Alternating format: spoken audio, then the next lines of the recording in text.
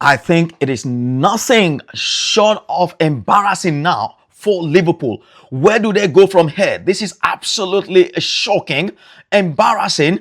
You will never walk alone. Right now, Liverpool are walking all alone by themselves. Just when you thought it couldn't get any worse for Liverpool, then it did once more. 7 goals now conceded in 2 goals at Anfield against Nottingham Forest and today against PSV Eindhoven. That is horrendous. Is it high time we started talking about firing the manager? Because I think the manager right now has definitely lost the plot. Liverpool now have endured their worst run since 1953. Would you believe it? 9 defeats in 12 games now for Liverpool this season. Where else could the manager go from here? Where else could he hide his face? There is no answers to all the lingering problems facing Liverpool at the moment. They are just all over the place. Plenty of mistakes here and there, schoolboy errors. And one man is at the heart of all that, and that is Ibrahima Konate. He's been a liability all season. Perhaps it's high time he's dropped for games. You can't tell me there are no decent defenders in the academy. You don't have to play this guy. He's cost Liverpool a lot of points this season already. And yet the manager keeps playing him.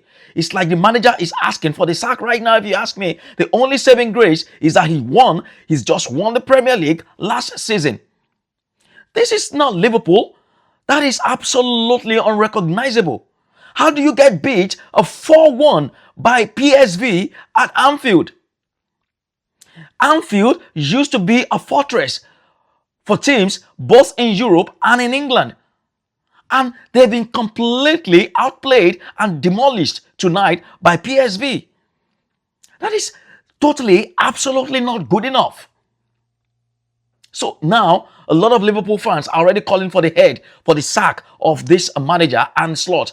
And why not? If results continue this way, I believe the Liverpool hierarchy will perhaps be looking in that direction.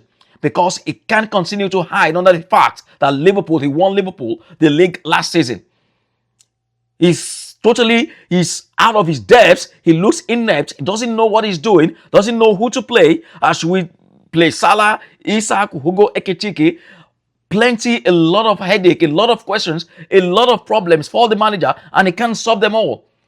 How do you go from winning the Premier League to this shambles that we are currently seeing and watching this season? That is a cataclysmic, epic fail on the part of the manager. And that is not Liverpool. That is not Liverpool. Haven't spent over £400 million in the summer. Milos Kekes is all over the place. We don't know what he's doing on the pitch. All of a sudden, these players just don't seem good enough. Goodness me. Something drastic now has to happen to this Liverpool side because they can't continue in this manner. That is totally shocking. That is not the Liverpool we used to know. They have to make a decision either to fire the manager or perhaps find some drastic solution from the academy who can come in and stabilize that defense. Because that defense, for me, is at best championship level at the moment or League One football. Well, really pathetic seeing at Anfield today in the Champions League. 4-1, it ended against PSV Eindhoven. And let's leave Liverpool for a moment, shall we? And celebrate this team right here. Perhaps the best team, the most balanced and informed team in the entire Europe right now. Arsenal. If now see they doubt this Arsenal side, I pity you now. Those of you still doubting this Arsenal team, I pity you guys and I pity you a lot. You see, this Arsenal team this season, they are on to something really, really big. I said it at the start of the season. The only question marks we all had was on the manager, Mikel Arteta. And right now, he seems to have gotten his act right, especially helped by some of the marquee signings in the summer. Before now, little injuries would have disrupted Arsenal's season.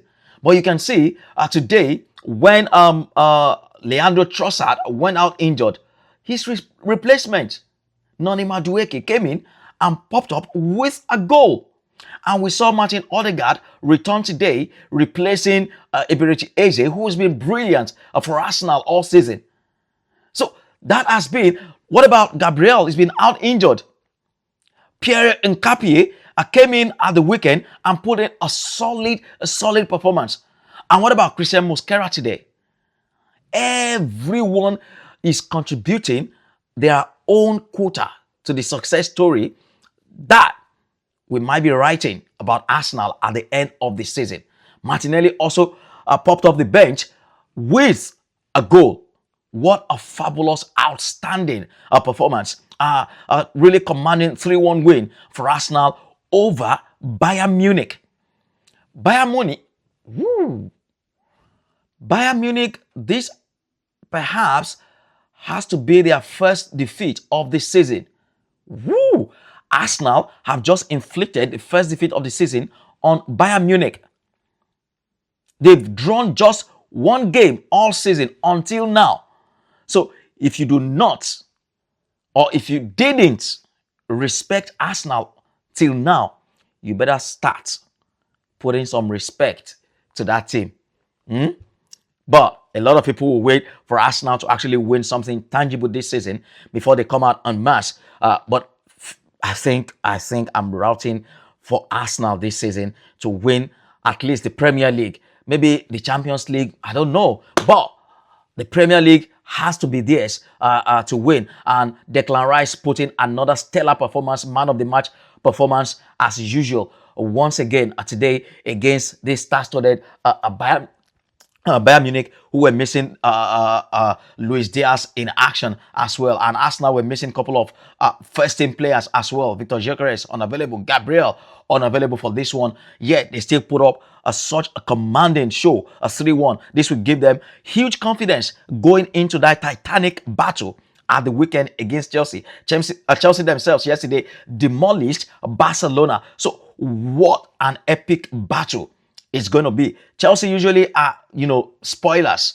They love to spoil good runs. So let's see if they can continue that momentum against Arsenal at the weekend in the London derby. It's going to be a huge clash. And it's going to be top of the table clash as well. Because if Chelsea win that game, that means they would have halved the lead between Arsenal and themselves to just 3 points. So the whole title race would become very interesting. But this Arsenal team take nothing away from them. I don't see them losing against Chelsea at the weekend. But who knows? Fingers crossed ahead of that game. What about some of the other games tonight? Real Madrid are just hanging by a thread. 4-3. They won in the end. What would they do with that man, Kylian Mbappé? Kylian Mbappé came to the rescue once again, as he always does. 4 goals.